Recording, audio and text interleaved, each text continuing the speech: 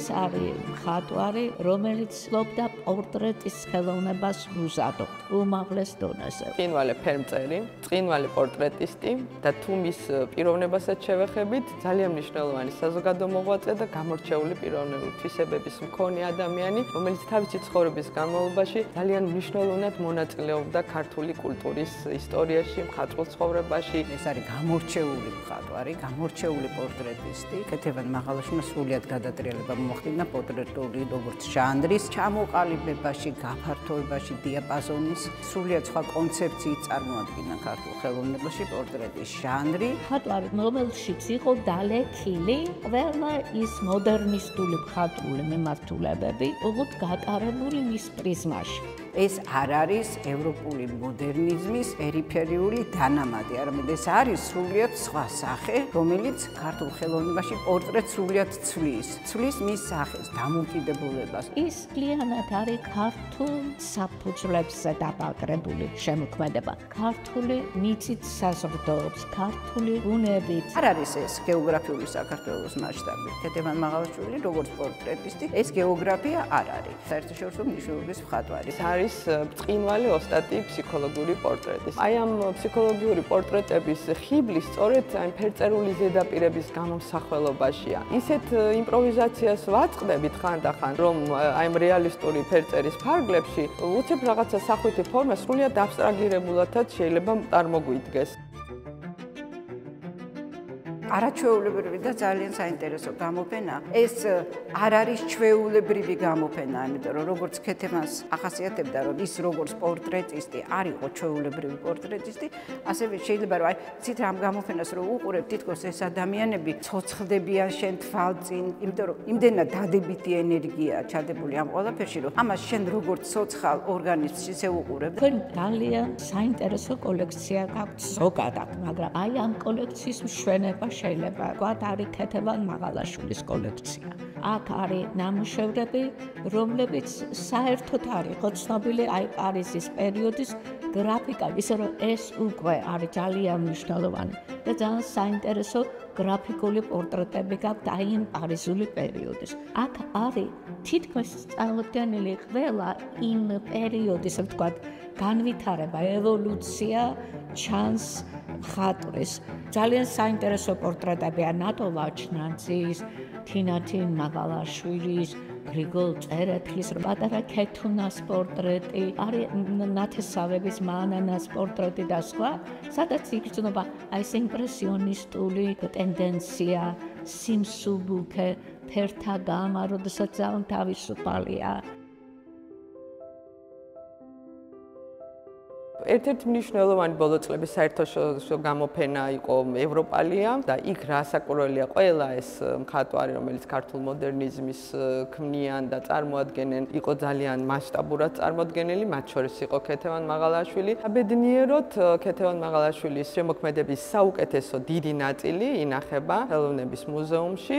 ბოლო დროის უმნიშვნელოვანესი გამოფენა იყო ეროვნულ გალერეაში, კურატორული პროექტი იყო ქართული მოდერნიზმი. იქ ძალიან საინტერესოდ გაიშალა არა მარტო ეს თაობა, არამედ ყველა ის ავტორი, რომელიც მონაწილეობდა აი ამ პერიოდის მხატვრული მემკვიდრეობის შექმნაში და აქ რასაკვირველია იყო ქეთევან მაღალაშვილის წარმოდგენილი. ბოლო 10 წელს შედგა მისი დიდი პერსონალური გამოფენაც ეროვნულ გალერეაში. და განსაკუთრებით მინდა აღვნიშნო 24 წელს გამართული ქალაქ ბუდაპეშტში საერთაშორისო გამოფენა, რომლის სახელი იყო ქართველი ქალი ხელოვანი ეპოქის სახე. აქ ჩვენ წარმოვადგინეთ 100 წლის განმავლობაში 5 თაობის ქართველი ხელოვანი ქალი, რასაკვირველია ეს დაიწყო ქართული მოდერნიზმით, ქეთევან მაღალაშვილის და ელინე ახვლედიანით და ყველა ისინი იყვნენ კონკრეტული ეტაპის რაღაც ისეთი გამზიარებლები, იმ ეპოქის სახეები.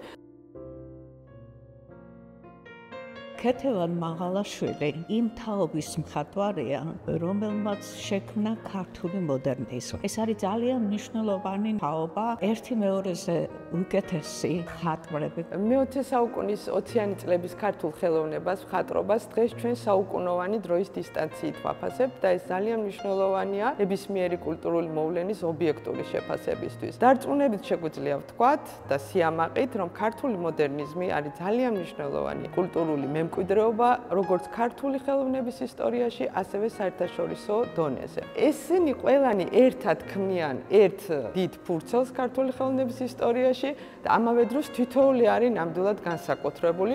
მაგრამ განსაკუთრებით გამოვყოფთ ორ ქალს და ეს ორი არის ქალბატონი ქეთევან მაღალაშვილი და ელენე ახვლედია, რომლებიც მეგობრობითაც იყვნენ ერთმანეთთან დაკავშირებული. ქეთევან მაღალაშვილი დაიბადა 1894 წელს. დაიბადა ის ქუთაისში, შესანიშნავ ოჯახში. ეს ოჯახი გადმოვიდა თბილისში და დაფუძნდნენ თბილისში.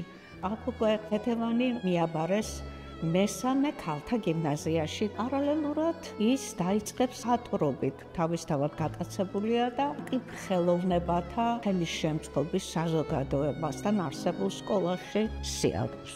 იქ მას ხატვას ასწავლიდნენ ისეთი კორიფეები, როგორებიც იყვნენ ოსკარ შმერლინგი, ჰენრიხ გრინევსკი, ოსე თოიძე, იაკობ ნიკოლაძე. ქეთევან მაღალაშვილი 1914 წელს მიემგზავრება მოსკოვში და აბარებს მოსკოვის ხუროთმოძღვრების ქანდაკებისა და ფერწერის სამხატვრო სასწავლებელი ინსტიტუტი იყო ესეთი. აქ ქეთევან მაღალაშვილი შესანიშნავ პორტრეტებს ქმნის. სამწუხაროდ აი ამ პერიოდის ნამუშევრები ცოტა არის შემორჩენილი და მხოლოდ ჩვენ უკვე ვიცით ქეთევან მაღალაშვილის შემოქმედება იმ პერიოდიდან, როდესაც ის ბრუნდება საქართველოში. და ბრუნდება ის 1918 წელს შალვა ქიქოძესთან ერთად და იწყებენ ორივენი ერთად მუშაობას. გიორგი ჯაბადარის სტუდიის სამხატვრო ნაწილის ხელმძღვანელი იყო შალვა ქიქოძე, ხოლო დაკვეთებს კოსტიუმების შექმნაზე თეატრისთვის ქეთევანს დაკვეთებს აძლევდნენ და ესკიზებს ქმნიდა. ძალიან მნიშვნელოვანია ივანე ჯავახიშვილის ურთიერთობა ქეთევან მაღალაშვილთან და ეს ურთიერთობა დაიწყო უკვე იმ პერიოდიდან, როდესაც ქეთევანი დიმიტრი შევარდნაძის მიერ დაარსებული ქართველ ხელოვანთა საზოგადოების ერთ-ერთი მნიშვნელოვანი წევრი ხდება. ივანე ჯავახიშვილი, რომელიც იყო საპატიო თავმჯდომარე ქართველ ხელოვანთა საზოგადოების, დავალებას აძლევს ქეთევან მაღალაშვილს, რომ მან მოიძიოს ქართული კედლის მხატვრობიდან, ჩვენი შუა საუკუნეების მემკვიდრეობიდან იქნება ეს მინიატურული მხატვრობა თუ სხვა, ქართული ჩაცმულობის, კოსტიუმების, ასე ვთქვათ, სახეები.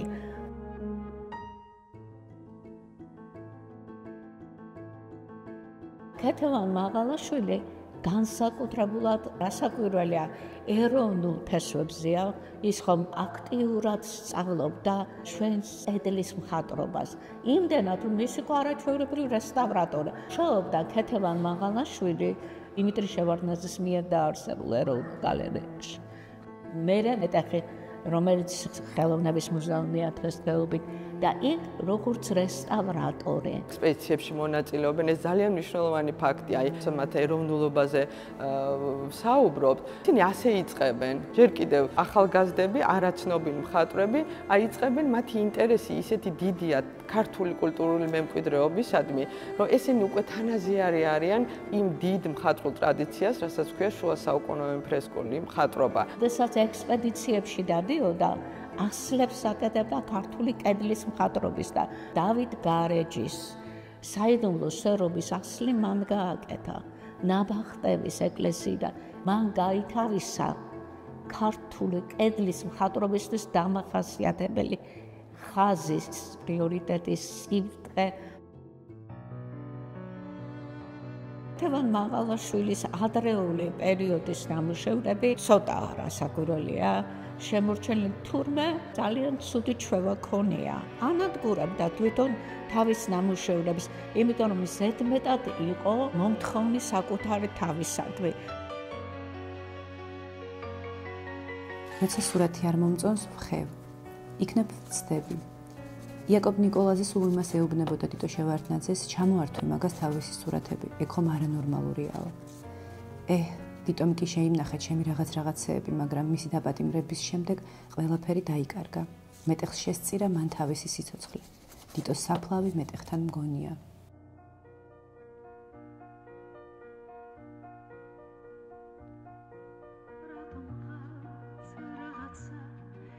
რასაკვირველია, სრულიად წარმოუდგენელია არ ვისაუბრო იმ არაჩვეულებრივ სიყვარულზე, იმ ურთიერთობაზე, რომელიც ამ ორ ადამიანს, ქეთევან მაღალაშვილს და დიმიტრი შევარდნაძეს ერთმანეთთან აკავშირებდა.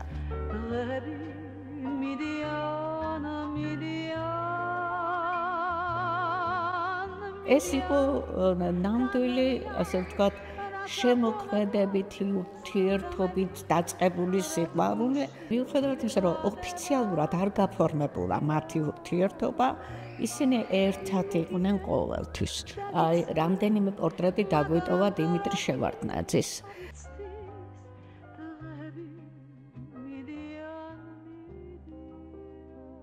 ყველაზე მნიშვნელოვანი ადრეული პერიოდიდან ქეთევან მაღალაშვილის შემოქმედებაში არის 1922 წელს შექმნილი იაკობ ნიკოლაძის პორტრეტი. იაკობ ნიკოლაძის პორტრეტი იყო ერთგვარი გამოფწყინება ქეთევან მაღალაშვილის აი ამ ასპარეზზე, ქართული სახელოვნებო სივრცემ იგრძნო, რომ მარტო ამ სივრცეს ძალიან ნიჭიერი პორტრეტისტი მხატვარი.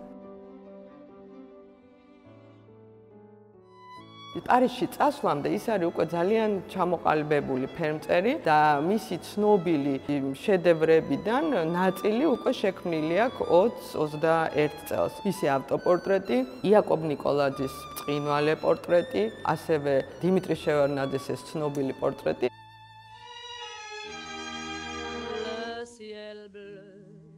1923 წელს ელენე ახვლედიანი და ქეთევან მაღალაშვილი მიემგზავრებიან სწორედ პარიზში. ქართველი მხატვრები აქტიურად იღებენ მონაწილეობას პარიზის სამხატვრო ცხოვრებაში. გამოფენებზე გამოდიან ერთობლივად.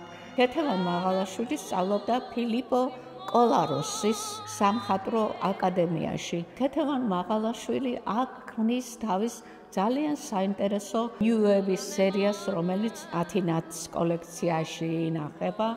შესანიშნავია, ასე ვთქვათ, გრაფიკული პორტრეტები, ადრეული პერიოდის, არაჩვეულებრივი პარიზული პერიოდის პორტრეტები, რომელსაც ის ქმნის. ძირითადად პორტრეტირებულები არიან ქართველები, არიან შემოქმედი ადამიანები, რომლებიც პარიზში ცხოვრობდნენ. არის ირაკლი ორბელიანი პიანისტის პორტრეტი, მხატვარი სუნანა ხამბაშიძის პორტრეტი, ასევე ტატიანა კაკაბაძის პორტრეტი. აი ეს ადრეული პორტრეტები ხასიათდება საოცარი თავისუფლებით. ისიც რასაკვირველია, იმპრესიონისტული გადაწყვეტა, წუთიერი შთამეჭდილება. ქეთევანი არასოდეს პორტრეტირებულის მხოლოდ მსგავსებაზე არ ფიქრობდა ხოლმე, არამედ ხასიათის ნიშნების ამოცნობა. ეს ძალიან მნიშვნელოვანია, იმიტომ რომ უცბად არ იწყებდა ხოლმე ატლას. ის ეცნობოდა პიროვნებას. აი ეს პარიზის პერიოდი ნამდვილად არაჩვეულებრივად საინტერესოა, მაგრამ მალე უმთავრდებად იქ ყოფნის პერიოდი და უწევთ სამშობლოში დაბრუნება. ეს არის 1926-27 წელი თუ არ ვცდები, პერიოდი, როდესაც ჩვენ ვიცით, რომ ლადო გუდიაშვილიც ჩამოვიდა, დავით კაკაბაძეც, ელენეც და ქეთო მაღალაშვილიც და რა დახვდათ? დახვდათ სრულიად შეცვლილი სიტუაცია საქართველოში. ეს იყო ავტოკრატული რეჟიმი, ეს იყო რეჟიმი, რომელიც იდეოლოგიზირებულ გარემოს ქმნიდა. სოციალიზმი, რომელიც როგორც მარწუხები, ისე გუნავდა თავისუფალ შემოქმედებას და ამ შემთხვევაშიც კომპრომისებზე მიდიოდნენ ხოლმე, რომ გადაერჩინათ თავი. მხატვრები და ქეთევანსაც მოუწია კომპრომისებზე წასვლა. მაგრამ ისე აშკარად იგრძნობა, რომ ეს არის, ასე ვთქვათ, დაკვეთა, ეს არ არის ატრის სულიდან წამოსული. ძალიან საინტერესო პორტრეტები იქმნება 30-იან წლებშიც, 40-იანშიც. მაგალითად, სვიატოსლავ რიხტერის პორტრეტი, არაჩვეულებრივი პიანისტის, ვირტუოზის, ნეიხაუსის, ნინა დორლიაკის პორტრეტი. ისინი მეგობრები იყვნენ ქეთევან მაღალაშვილის.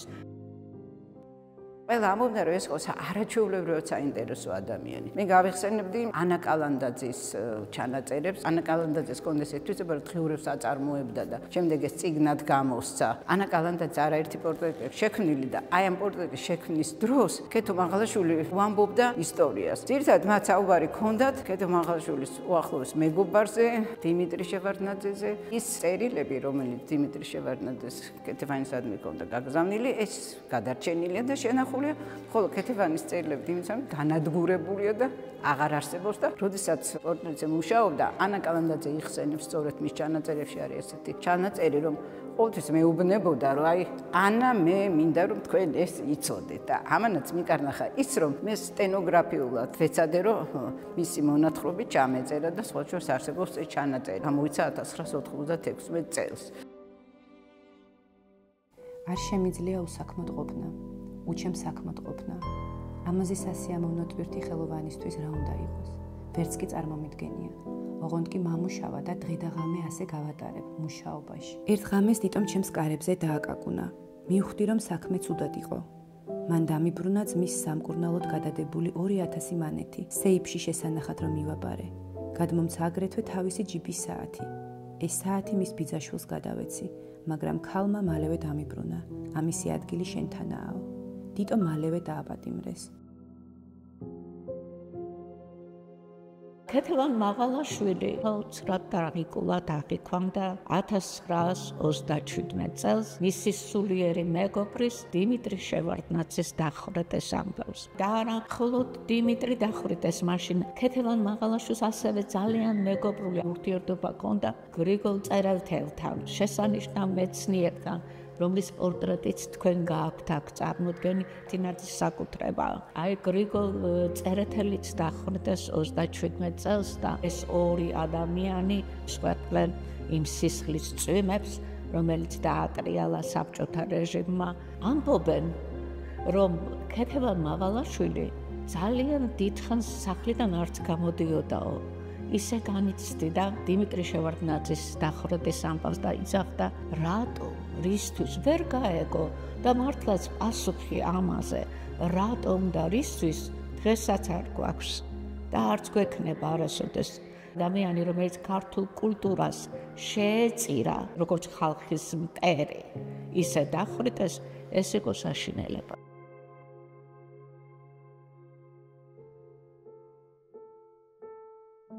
ქეთევან მაღალაშვილი 50-იანი წლებიდან უკვე ისევ აქტიურად ებმება სამხატვრო ცხოვრებაში. ძალიან საინტერესო პორტრეტებს ქმნის და არა მარტო პორტრეტებს, ის ნატურმორტებს ქმნის. ნატურმორტები ძალიან საინტერესოა მისი და ასევე ათინათის კოლექციაში არის ეს ძალიან საინტერესო ნატურმორტები და ძირითადად პეიზაჟები არის კახეთი, თელავი და ძველი თბილისი. 60-იანი წლებიდან იწყებს ახალ მასალაში მუშაობას. ეს არის პასტელი. ისეთი საინტერესოა პასტელში შესრულებული მისი ნამუშევრები. ისეთი ცოცხალია, თითქოს ფეთქავს. ეს არის ნამუშევრები, რომლებშიც თქვენ ნახავთ ყოველთვის იმ ტენდენციებს, მხატვრულ ტენდენციებს, რომელიც იმ დროს იყო. აქ ყველა ევროპული ტენდენციაც იყრის თავს. მაგრამ ყოველთვის არის ქეთევან მაღალაშვილის სეული გადაწყვეტა.